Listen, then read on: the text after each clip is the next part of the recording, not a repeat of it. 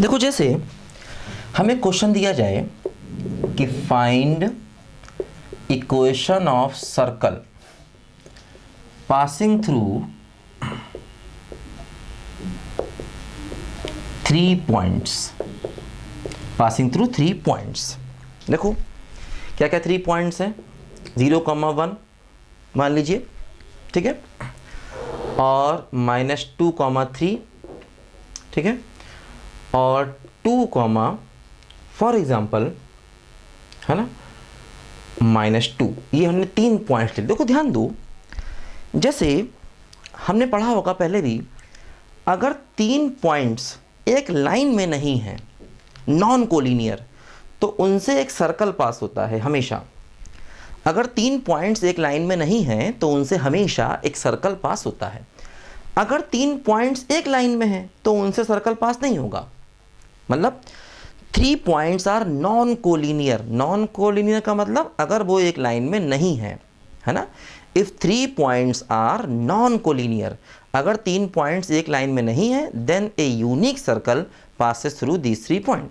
मतलब ऐसे केस में एक यूनिक सर्कल इन तीनों पॉइंट से पास होगा, है ना। तो यहाँ पर ध्यान देना, ये 3 पॉइंट्स जो दिए गए हैं, देखो ये एक लाइन में नहीं है। ये 3 पॉइंट्स कैसे हैं बोलो, नॉन कोलिनियर, तो इनसे एक सर्कल पास होगा। देखो चेक कर सकते हो, ये तीनों पॉइंट्स एक लाइन में नहीं है। अगर आप एक्चुअल ड्रॉ करोगे तब भी आपको बात समझ में आ जाएगी। हालांकि क्या होता है कि 3 पॉइंट्स अगर एक लाइन में होते हैं, है ना, तो उनसे बनने वाले ट्रायंगल का एरिया 0 होता है।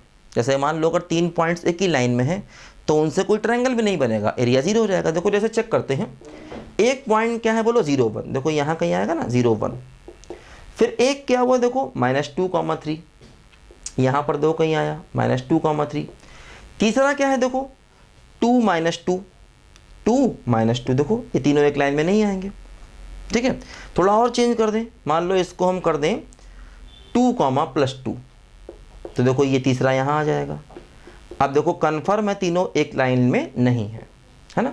तो जो पॉइंट्स आपको दिए जाएंगे वो एक लाइन में नहीं होंगे। तो देखो इसको मैंने बदल दिया है, इसको मैंने कर दिया है 2,2।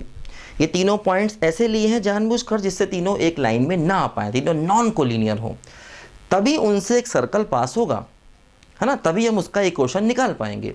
और अगर तीनों पॉइंट्स एक लाइन में हो गए तो सर्कल का इक्वेशन नहीं बनेगा, ठीक है। अब देखो इस क्वेश्चन को करने का मेथड क्या है, देखो ध्यान दो, इस क्वेश्चन को करने के देखो 2 मेथड हैं।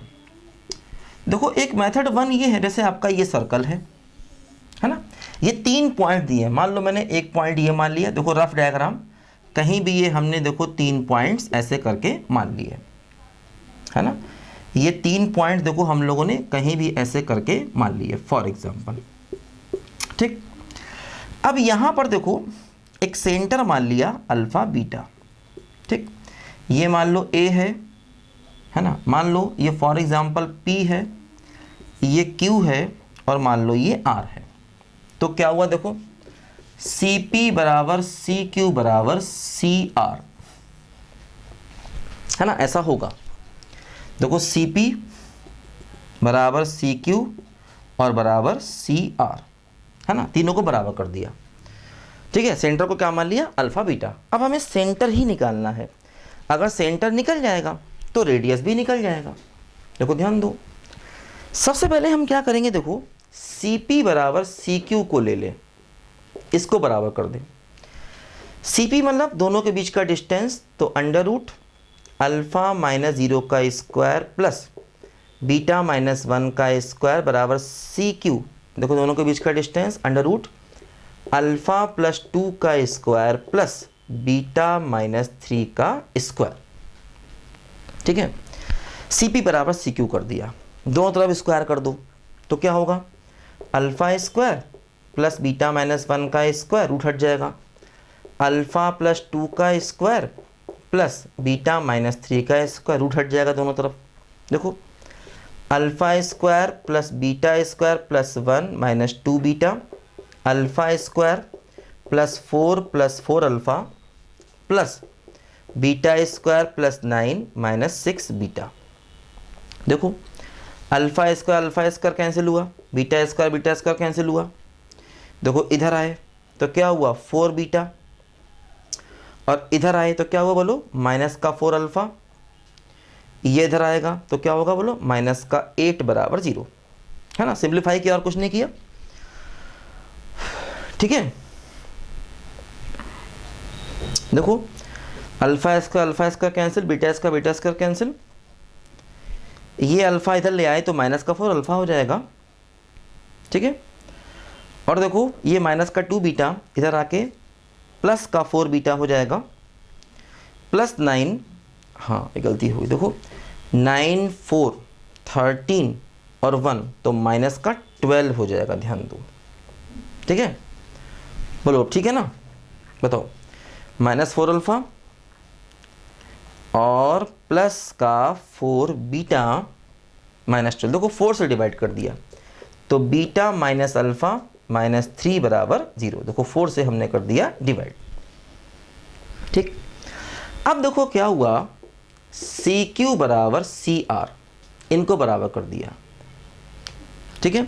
सी Q equal to C R कर दिया, है ना। दो क्या होगा, सी क्यू निकालो, सी और क्यू के बीच का डिस्टेंस, तो क्या होगा, अंडर रूट अल्फा प्लस 2 का स्क्वायर प्लस बीटा माइनस 3 का स्क्वायर, और देखो सी आर क्या हो बोलो, अल्फा माइनस 2 का स्क्वायर प्लस बीटा माइनस 2 का स्क्वायर, सी क्यू बराबर सी आर, है ना। सी क्यू, देखो सी क्यू और बराबर क्या कर दिया बोलो, सी आर, देखो स्क्वायर कर दिया, है ना, रूट हट जाएगा, alpha square plus 4 alpha plus beta square plus 9 minus का 6 beta equal to alpha square plus 4 minus का 4 अल्फा और plus beta square plus 4 minus का 4 बीटा, है ना। स्क्वायर करने से देखो रूट हट गया और उनका जो अंदर स्क्वायर था उसे भी ओपन कर दिया, ठीक है। बताओ भाई,